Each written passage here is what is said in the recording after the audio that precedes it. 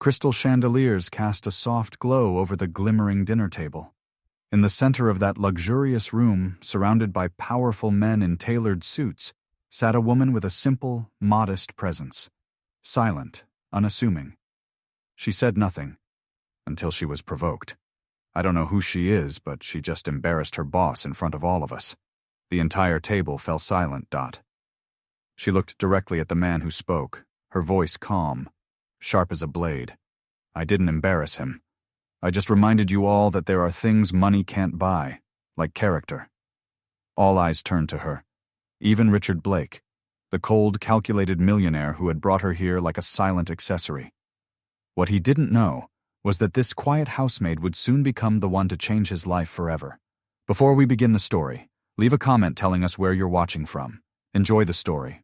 The Blake estate stood tall and silent on the edge of a quiet suburban neighborhood, perfectly trimmed hedges, manicured lawns, and windows that gleamed without a speck of dust. On the outside, it looked like success. On the inside, it felt like a mausoleum. Richard Blake, 47, a self-made millionaire in tech, had built an empire and lost a marriage. He now walked through his days like a man who mistook cold efficiency for purpose. His house was flawless, his heart hollow. The only one who'd stayed through the constant turnover of staff was Evelyn. She was 34, quiet, steady, almost invisible, but not to those who really looked.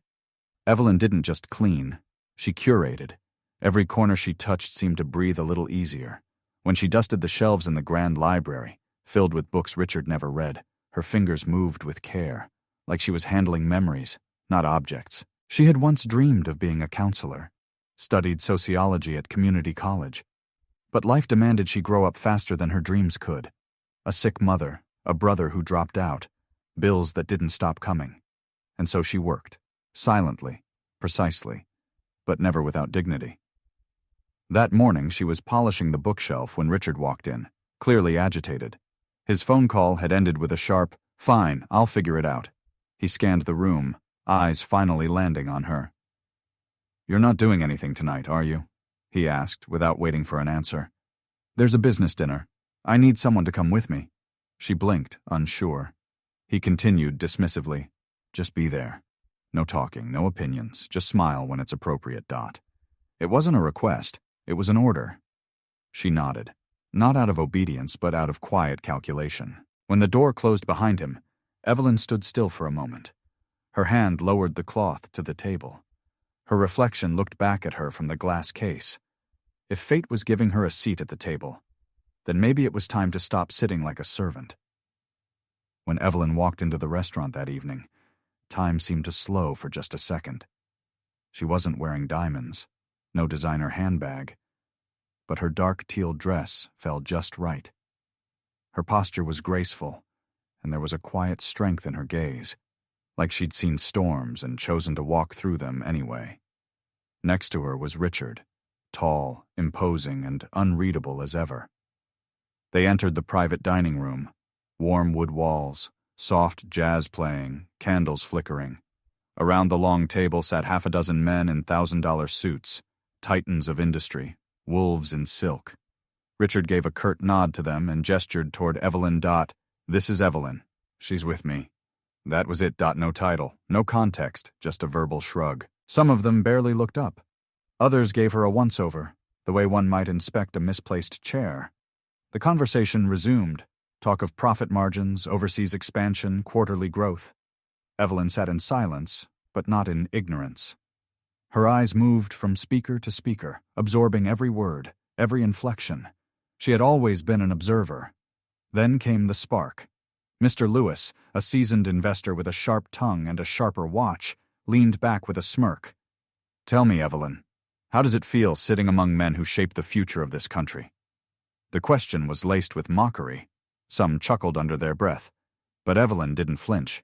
She placed her fork down gently, looked him in the eye, and spoke with a calm that cut sharper than any retort.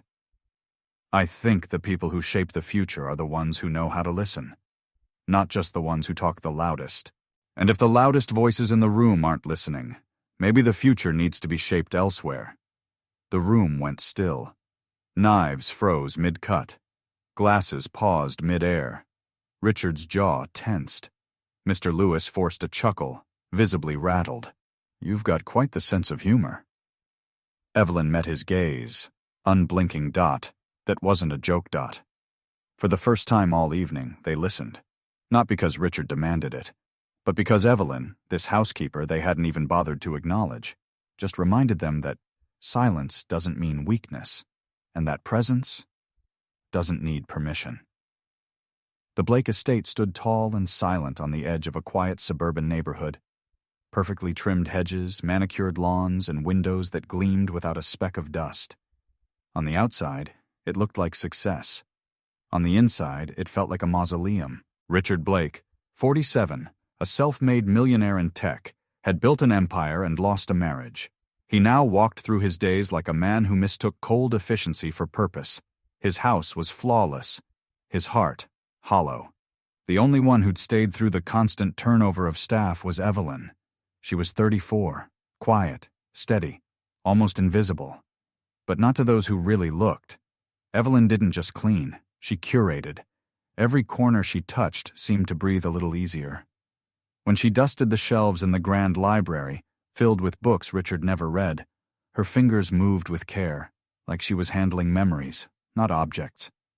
She had once dreamed of being a counselor, studied sociology at community college, but life demanded she grow up faster than her dreams could.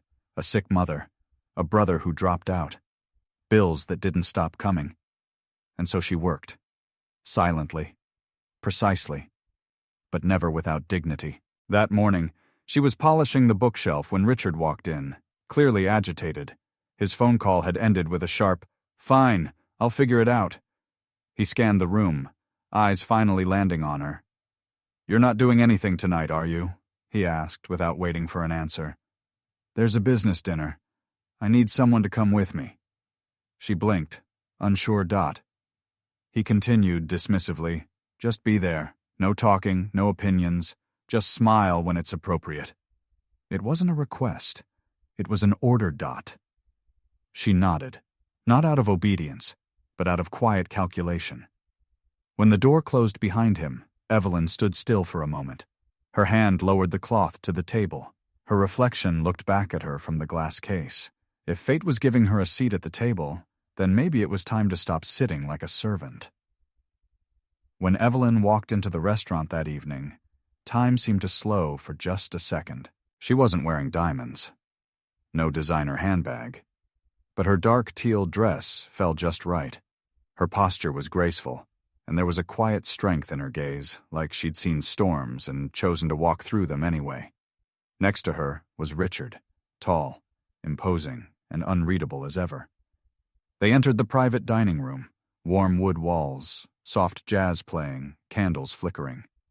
Around the long table sat half a dozen men in $1,000 suits, titans of industry, wolves in silk. Richard gave a curt nod to them and gestured toward Evelyn dot. "This is Evelyn. She's with me." That was it dot. No title, no context, just a verbal shrug. Some of them barely looked up. Others gave her a once-over, the way one might inspect a misplaced chair. The conversation resumed, talk of profit margins, overseas expansion, quarterly growth. Evelyn sat in silence but not in ignorance. Her eyes moved from speaker to speaker, absorbing every word, every inflection. She had always been an observer. Then came the spark. Mr. Lewis, a seasoned investor with a sharp tongue and a sharper watch, leaned back with a smirk. "Dot, tell me, Evelyn, how does it feel sitting among men who shape the future of this country?" The question was laced with mockery. Some chuckled under their breath. But Evelyn didn't flinch.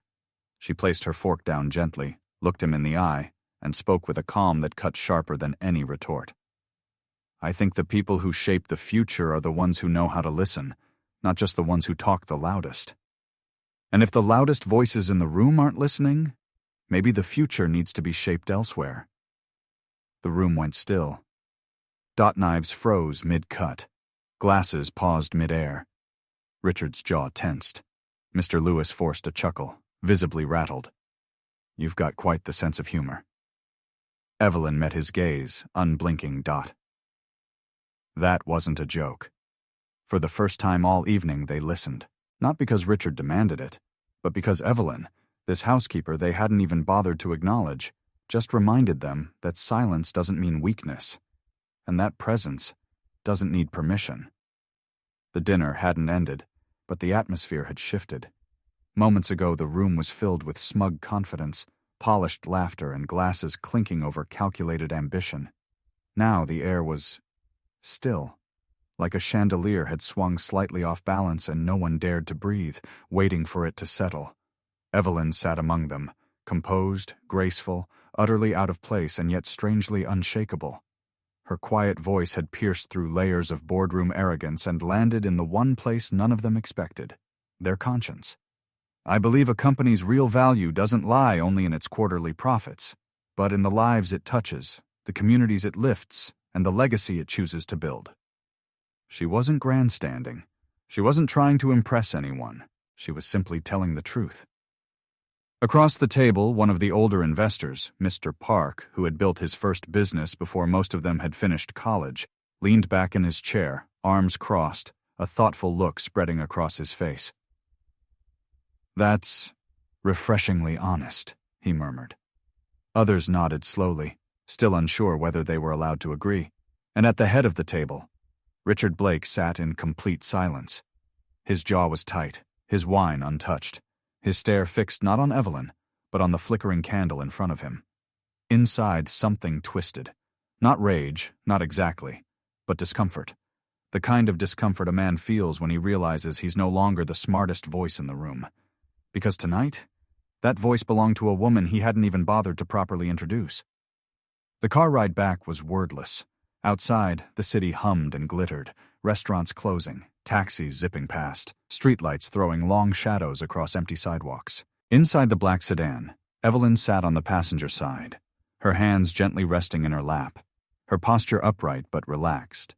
She looked out the window, not avoiding him, but giving him space, respecting his silence without surrendering to it. Richard sat next to her, his fingers drumming lightly on the leather armrest but otherwise still. He wasn't used to this quiet. Usually he filled silence with strategy, deals, numbers, next steps. But now, every second of silence pressed on his chest like a weight. He glanced at her once, just briefly. Her face was calm, her profile lit by the city lights flashing through the glass. She wasn't proud or smug. She looked present, rooted, real, and it unsettled him, because Richard Blake didn't know what to do with people he couldn't define. Later that night, back at the mansion, Richard stood alone in his office, staring out through the floor-to-ceiling windows. The room behind him was dark except for the faint glow from the hallway. The whiskey in his hand had barely been touched. It hung limply in his grip like an afterthought. Outside, the garden was quiet, pristine hedges, trimmed paths, everything in its place, just the way he liked it, just the way he lived. But his thoughts weren't quiet. They replayed every word Evelyn had said, every reaction from the men he was supposed to impress, the way Mr. Park leaned forward, the way Lewis looked rattled, and the way he, Richard, had felt invisible. He took a slow sip of the whiskey, then set it down and placed both hands on the windowsill, leaning forward like a man trying to steady himself from something that hadn't even happened. He had invited Evelyn because he needed someone silent, someone convenient. Instead, she had spoken with more vision and conviction than anyone in that room, including himself. For the first time in a long time, Richard Blake felt like a man standing in the wrong story. And worse, he couldn't stop thinking about her. Not just what she said, but how she said it. The calm fire in her voice, the way she didn't flinch when challenged, the grace in how she carried herself, even under judgmental eyes. She didn't try to outshine anyone, and yet somehow she had left everyone else in the dark. He closed his eyes, forehead touching the cool glass. This wasn't attraction, not the way he used to understand it. It wasn't about desire. It was disruption, a quiet unraveling, and for a man like Richard, who had built his life on control, that was the most dangerous feeling of all.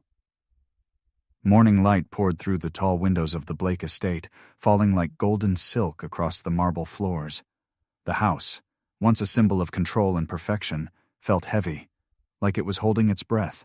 Evelyn moved with quiet purpose, her hands steady as she folded the linen napkins and placed them on the dining table. She had always started her days early, grounded in simple routines that gave her peace. Then came the knock, sharp, impersonal. "Mr. Blake would like to see you." "Immediately," said the assistant, his eyes avoiding hers. No explanation, no warmth, just an order. She set down the last napkin with deliberate care, exhaled, and turned toward the long corridor she knew too well. The hallway to the study had always felt cold, even when filled with light. It echoed with the footsteps of 1,000 decisions that weren't hers to make. The door was ajar. Inside, Richard stood at the window, his back turned. One hand clutched a glass of cold coffee, the other clenched tightly at his side. His suit jacket hung stiff on his frame. The room smelled faintly of cedar, leather, and tension. His voice came low, almost restrained, like a man forcing himself to stay composed. "Who do you think you are?" He didn't look at her, not yet. When he finally turned, his face was flushed with pride, wounded and bruised. Not physically, but ego has its own color of pain. "You embarrassed me, Evelyn. That dinner? That was a room of investors, titans. And yet they left talking about you. You answered like you belonged there, like you were someone." His lips curled. "You're not someone. You're the help." The words landed like a slap, not for volume but for precision, each syllable carefully crafted to remind her of her place. But Evelyn didn't shrink. Her voice, though soft, carried steel.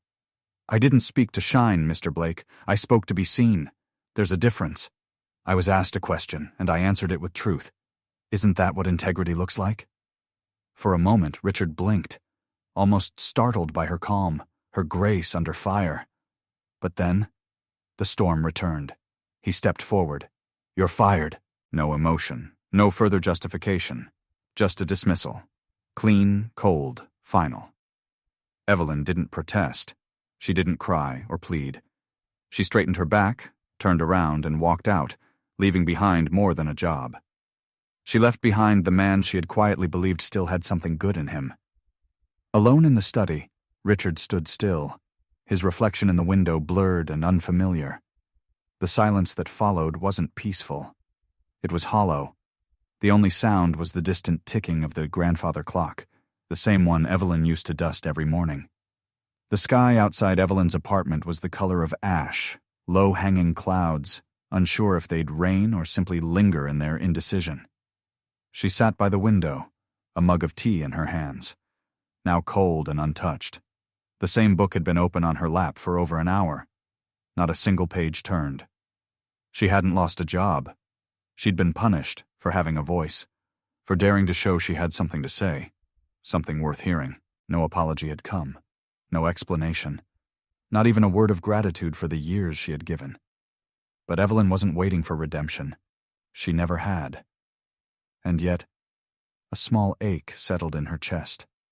Not for the position she left behind, but for the fragile flicker she thought she'd seen in Richard's eyes, that flicker of humanity snuffed out by pride. Then the phone rang. She hesitated. The number was unfamiliar. She almost let it go. But something, instinct, nudged her. "Miss Evelyn? This is Robert Lewis. We met last week, at the dinner." Her breath caught.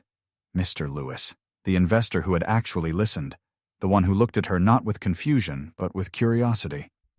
"I haven't stopped thinking about what you said that night," he continued. "Your words, they stayed with me. I believe we need someone like you, someone who sees beyond the numbers. Would you consider meeting with me?" Evelyn didn't answer right away, not because she was uncertain, but because she could feel it, Something was shifting. 3 days later, she stood in front of a gleaming glass building in the heart of the city, a place that buzzed not with arrogance, but ambition, not coldness, but possibility. She wore a tailored navy suit, her hair neatly pulled back, no longer hidden in shadows. She had stepped fully into the light. "Mr. Lewis is expecting you," the receptionist smiled. On the 32nd floor, in a conference room lined with windows that caught every inch of the sun, Evelyn delivered a presentation, measured, clear, inspired. She spoke of impact, of ethics, of corporate responsibility, but not with abstract language, with lived truth. The board listened. They took notes. And when she finished, one woman leaned in and said, "We didn't even realize how much we needed this. Until now." Evelyn only nodded. But inside her chest something bloomed. Not pride. Purpose. Months passed. Evelyn Harper was no longer the new hire. She was now Director of Social Impact Strategy, designing initiatives that gained national recognition for innovation, compassion, and community engagement. In meetings, people spoke her name with respect. In hallways, interns quoted her. Her values had become the company's compass. Meanwhile, in another part of the city, Richard Blake stood by the same window in his study, holding a cup of coffee he never drank. The house hadn't changed, but it no longer felt like his. He hadn't heard Evelyn's name. Not yet. But he could feel the silence she'd left behind. And in that silence was the echo of a voice he had once tried to silence. A voice that, unbeknownst to him, was now echoing far louder than his own ever had. Life has a strange way of turning full circle. Sometimes, the doors you thought were firmly closed swing open again just when you've stopped waiting. And that day, in the boardroom high above the city skyline, the past came back, but this time, the roles had completely reversed. Richard Blake entered the shareholders' meeting with a tense jaw and stiff shoulders. His polished shoes tapped against the hardwood floors, but the weight he carried was heavier than any footstep. His company, once a shining symbol of power, was in crisis. Today's meeting wasn't just routine, it was the beginning of a takeover. 40% of the company had just been acquired by a new conglomerate. A major restructuring was underway, and Richard was there to meet the new face of leadership. He didn't know much about them, only that they were focused on sustainable development. The new strategic director would be joining this very meeting. The door opened. A group entered. Sunlight poured in behind them, casting long shadows across the boardroom. Richard squinted at the figures, until one stepped forward into full view. And in that moment, his heart stopped. Evelyn Harper. No longer the quiet housekeeper who once dusted his shelves. No longer the woman he had fired for daring to speak her mind. She walked in with calm authority, dressed in a tailored suit, her hair pulled back, her presence composed and steady. She didn't look like someone playing a part. She looked like someone who belonged. She was now the Director of Sustainable Strategy, representing the very firm that had bought 40% of Richard's company. Evelyn stepped forward, set down a folder on the conference table, and met Richard's stunned eyes. Her voice was soft, but it cut through the room with quiet strength. "Good morning, Mr. Blake," she said evenly. "Looks like we'll be working together. You may no longer be my employer, but we are now partners." Richard couldn't speak, couldn't blink, could barely breathe. The room didn't spin, but it might as well have. Because in his mind, every memory of her came flooding back. The dismissal. The judgment. The way she looked at him that night, with dignity even in rejection. And now, here she was, standing across from him with every ounce of power he once denied her. He saw it in her eyes. She didn't want revenge. She wasn't here to humiliate him. That comma somehow made it worse. During the meeting, Evelyn laid out a comprehensive plan for restructuring. Ethical supply chains. Community-focused growth. Employee well-being. She spoke with confidence, clarity, and vision. Not a single word was wasted. The board listened, took notes, nodded in agreement. Richard didn't write a thing. He just watched her. Not out of resentment, but out of something far more painful. Recognition. He saw who she had become, and it made him realize what he had failed to see when she stood right in front of him. When the meeting ended, the board members filed out one by one. Evelyn remained to gather her things. Richard stayed seated, frozen in place. He wanted to say something, anything, but the words wouldn't come. She turned toward him, calm, collected. "The truth always finds its way back, Richard," she said gently. "Sometimes it walks into the same room, just taller." She walked past him without another glance, and Richard watched her go. Part of him wanted to follow. To apologize. To ask for another chance. But another part of him, the part that knew better, stood still. Because some mistakes aren't fixed with words. They're only redeemed through time and action. The city had long settled into dusk when the community conference came to a close. The auditorium lights dimmed one by one, and guests filtered out slowly, their footsteps echoing in the marble-floored foyer. Evelyn and Richard lingered near the exit, framed by the soft amber glow of the hallway sconces. They had spent the past 2 hours seated side by side, listening to stories from grassroots leaders, people rebuilding neighborhoods, funding food banks, mentoring troubled teens. Evelyn spoke often during the panel, eloquent and calm.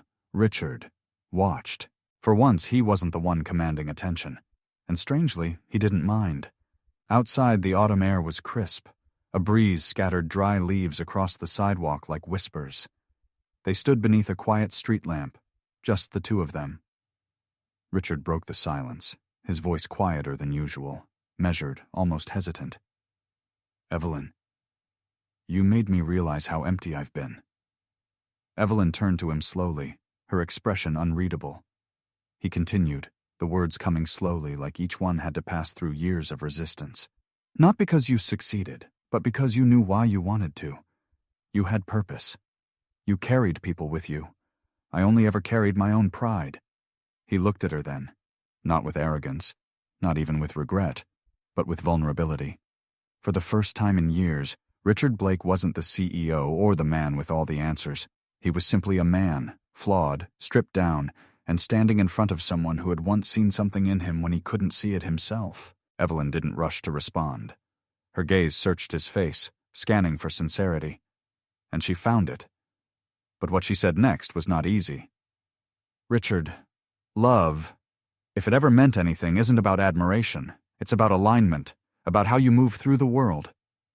I need a man who sees people, not just problems to fix or leverage to gain." She paused, eyes soft but resolute. "I need someone who cares about others even when no one's watching."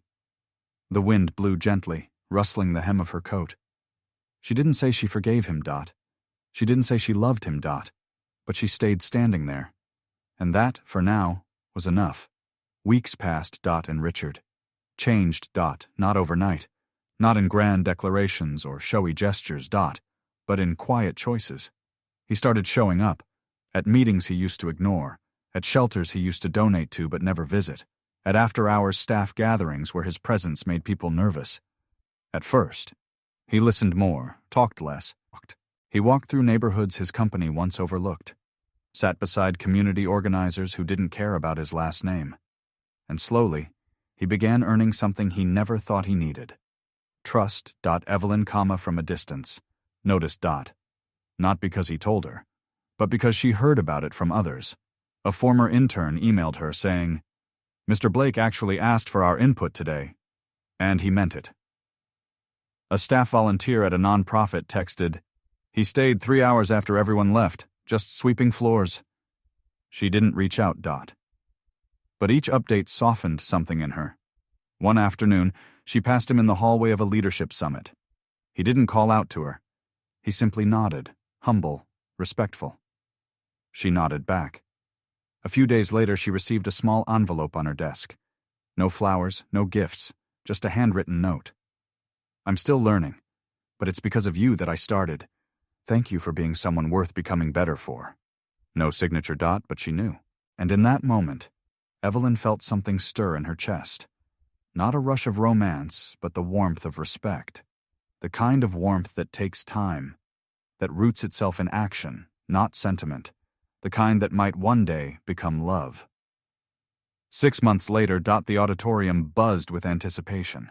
It was the annual Leaders for Good Gala, an event honoring business leaders who had not only turned profits but turned lives around. Richard Blake stood backstage adjusting his tie, not out of vanity but nerves. He looked into the mirror. He barely recognized the man looking back. Not because he was older, but because he was lighter.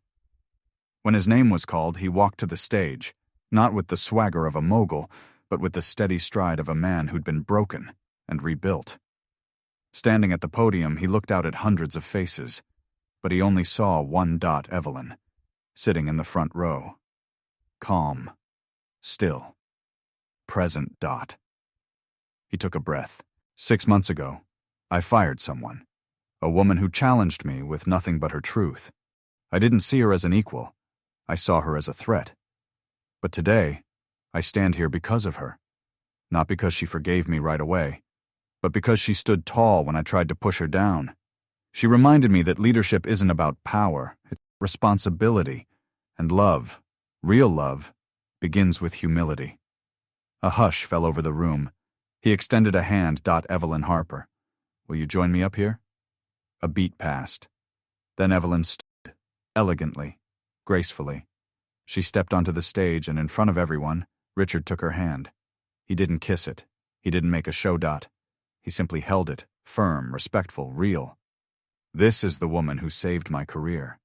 And more than that, my heart. Evelyn's eyes glistened.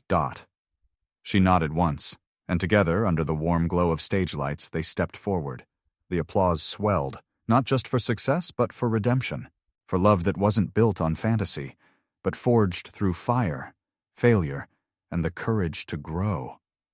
As they exited the stage, the lights dimmed, leaving only their silhouettes against the golden curtain. And in the quiet that followed, came the sound of a soft, lingering embrace. If you've made it this far, comment "heart-led" below, because you know that true leadership doesn't start in the boardroom. It starts in the heart. Do you think Evelyn made the right choice? Share your thoughts. We'd love to hear from you. Hear from